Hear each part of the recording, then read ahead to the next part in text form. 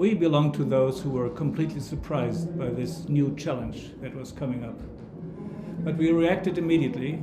Number one, we developed many projects which are directly related to the fight against the COVID-19. In particular, when it comes to the equipment of hospitals, intensive care units, but also in the development of vaccines, where we are very, very experienced over many, many years and decades. In addition to that, we wanted to make sure that on the European level, we arrive at the necessary solutions for small and medium-sized companies who are basically very healthy, but might not be able to survive a short-term liquidity crisis. So helping these companies by bringing up support for bridging such a situation was our main activity. So with a guaranteed facility of 25 billion euros of the member states of the European Union, we will be able to bring about support for these companies at a level of roughly 200 billion euros. So I think we are, together with the other EU institutions, in the midst of the fight against the outcome of COVID. And we also see the opportunities which go along with that.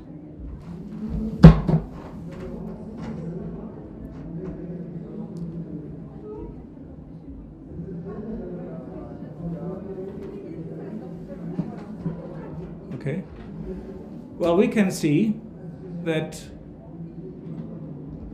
the COVID crisis, the pandemic, has detected a couple of very, very strong weaknesses of the European Union and its member states and our daily lives.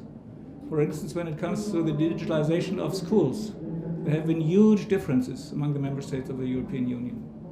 When it comes to the development of products we need in order to meet the challenges of climate change, we have seen that under COVID conditions like under a magnifying glass.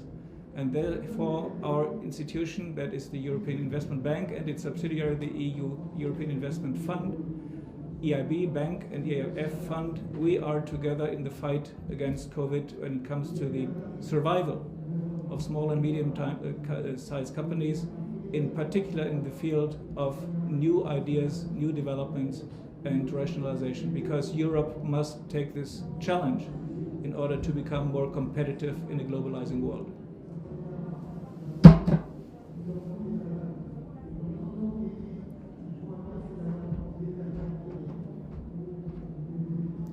No, not at all. There is no trade-off between the pandemic and our climate ambitions. The opposite is true. The pandemic has shown us that we must be even more ambitious. Of course, that is a process. And while we are now fully concentrated on the way how we deal with this pandemic crisis, we still must now set the direction correctly, because we must learn from this crisis. We must learn from the weaknesses that have been detected, and that is also true when it comes to the fight against climate change. The time we have still left for fighting the climate change effects is still running at full speed. So by the end of this decade, we must be where we want to be, and therefore the move out of fossil fuels was urgent. And by the way, it was not only romanticism or some ideological idea behind it, it is a question of good economics. Because if you invest into an energy infrastructure that you will have on the balance sheets for 40 years, and you have to write it off after 15 years, then you're really making bad economic and banking decisions. So it's also a question of good banking to do this.